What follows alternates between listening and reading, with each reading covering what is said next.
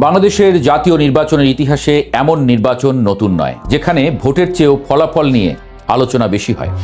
প্রচারের মাঠে যেমন উত্তাপ ছিল, ভোট শেষ হওয়ার পর সেই উত্তাপ রূপ নিচ্ছে অনিশ্চয়তায়। এই অনিশ্চয়তার কেন্দ্রে এখন একটি প্রশ্নই ঘুরছে: পরাজিত শক্তি কি এই ফলাফল মেনে নেবে?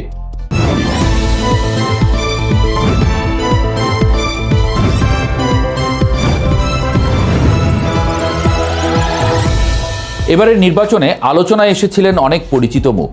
ধর্মভিত্তিক রাজনীতির মাঠে যারা বছরের পর বছর সরব ছিলেন, তাদের কয়েকজন এই নির্বাচনে হেভিওয়েট হিসেবেই বিবেচিত ছিলেন। কিন্তু ভোটের রায় তাদের পক্ষে যায়নি। বাস্তবতা কঠিন, ভোটের বাক্স কঠোর। বাংলাদেশ জামায়াতে ইসলামীর সেক্রেটারি জেনারেল মিয়া গোলাম পরোয়ারের পরাজয় শুধু একটি আসনের পরাজয় নয়, এটি একটি রাজনৈতিক বার্তা। কক্সবাজারে হামিদুর রহমান আজাদ, সুনামগঞ্জে শিশির মনির, এই হারগুলো বিচ্ছিন্ন ঘটনা নয়, এগুলো একত্রে একটি প্রবণতার ইঙ্গিত দেয়। 11 দলীয় জোটের অংশ খেলাফত মজলিস নেতা মামুনুল হকের পরাজয়ও তেমনি প্রতীকী। ভোটের ব্যবধান কম বা বেশি হওয়া এখানে মুখ্য নয়, মুখ্য হলো জনরায় তার বিপক্ষে গেছে। অন্যদিকে জয় পেয়েছে প্রধান ধারার দলগুলো। বাংলাদেশ জাতীয়তাবাদী দল, জামায়াত এবং এনসিপির সমর্থিত কয়েকজন প্রার্থী সংসদে পৌঁছেছেন। আবার হেরেছেন জাতীয় পার্টির জিএম কাদের কিংবা ইসলামী আন্দোলনের নায়েবে আমির মুফতি সৈয়দ মোহাম্মদ ফজলুল করিমের মতো প্রভাবশালী নেতারা। রাজনীতিতে জয় পরাজয় অস্বাভাবিক নয়, কিন্তু বাংলাদেশের সমস্যা শুরু হয় তখনই যখন পরাজয়কে রাজনৈতিক বাস্তবতা হিসেবে না দেখে ষড়যন্ত্র হিসেবে ব্যাখ্যা করা হয়। ভোটের পরপরই অভিযোগ উঠেছে ফলাফল স্থগিত, বিলম্ব এবং বদলের চেষ্টা নিয়ে। ঢাকা 8, 13, 17 এই আসনগুলো ঘিরে প্রশ্ন উঠেছে। ঢাকা 4 এবং 16 ফল ঘোষণার পর স্থগিতের ঘটনাও সন্দেহ বাড়িয়েছে। কিছু গণমাধ্যম আগেভাগেই একটি দলকে 200-র বেশি আসনে বিজয়ী ঘোষণা করেছে, এটিও বিতর্ক তৈরি করেছে। এই অভিযোগগুলো তদন্তযোগ্য, প্রশ্ন তোলার অধিকার সবার আছে, কিন্তু এখানে একটি লাল রেখা আছে। এই লাল রেখার নাম রাষ্ট্রীয় স্থিতিশীলতা। যদি এই অভিযোগের ভাষা রাস্তায় নামে, যদি বক্তব্যের বদলে অবরোধ আসে, যদি মিছিলের বদলে সংঘর্ষ শুরু হয়, তাহলে পরিস্থিতি আর রাজনৈতিক থাকে না, তখন তা রাষ্ট্রীয় সংকটে রূপ নেয়। বাংলাদেশ এই পথ খুব চেনে, খুব ভালোভাবেই চেনে। 2013, 14, 23 প্রতিবারই নির্বাচন ঘিরে অচলাবস্থা তৈরি হয়েছে। প্রতিবারই সাধারণ মানুষ সবচেয়ে বেশি ক্ষতিগ্রস্ত হয়েছে। বন্ধ হয়েছে শিক্ষা প্রতিষ্ঠান, থমকে গেছে অর্থনীতি, বেড়েছে প্রাণহানি। আজকের বাংলাদেশ সেই জায়গায় নেই, এই কথা বলার সুযোগ নেই।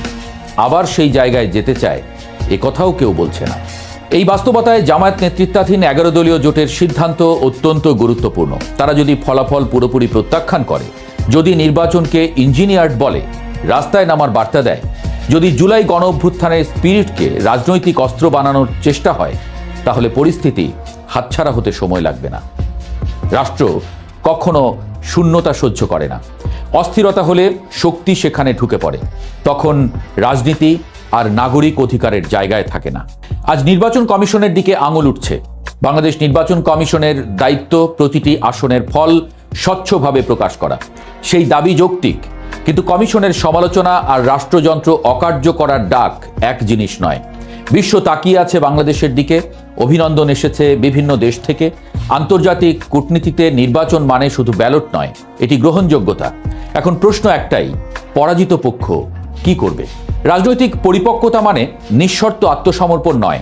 রাজনৈতিক পরিপক্কতা মানে সময় নেয়া, তথ্য যাচাই করা, আইনি পথ অনুসরণ করা। আদালত আছে, কমিশন আছে, গণমাধ্যম আছে। রাজপথ সবকিছুর সমাধান নয়। যদি এই ফলাফল মানা না হয়, যদি বার্তা যায় আমরা মানি না, তাহলে যারা জিতেছে তারাও নিরাপদ থাকবে না। প্রশাসন চাপে পড়বে, আইন শৃঙ্খলা রক্ষা বাহিনী বিভ্রান্ত হবে, বিনিয়োগ থামবে, মানুষ আতঙ্কিত হবে। এই অরাজকতার দায় তখন কার? ইতিহাস খুব নির্মম। সে আবেগ বোঝে না, ফলাফল দেখে। জামায়াত এবং তাদের মিত্রদের সামনে আজ দুটি পথ খোলা। একটি পথ আগের, সন্দেহ, প্রত্যাখ্যান, উত্তেজনা, সংঘর্ষ। এই পথে শেষ পর্যন্ত কেউ যেতে না। অন্য পথ কঠিন কিন্তু দায়িত্বশীল। ফলাফল নিয়ে আপত্তি থাকলে তা আইনি প্রক্রিয়ায় তোলা, রাজনৈতিকভাবে সংগঠিত থাকা, সংসদের ভেতরে বাইরে গণতান্ত্রিক লড়াই চালানো।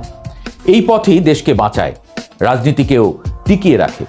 বাংলাদেশ এখন পর্যন্ত স্থিতিশীল আছে, কিন্তু ভুল সিদ্ধান্ত নিলে ভালো দেশও দ্রুত অস্থিতিশীল হয়ে যায়।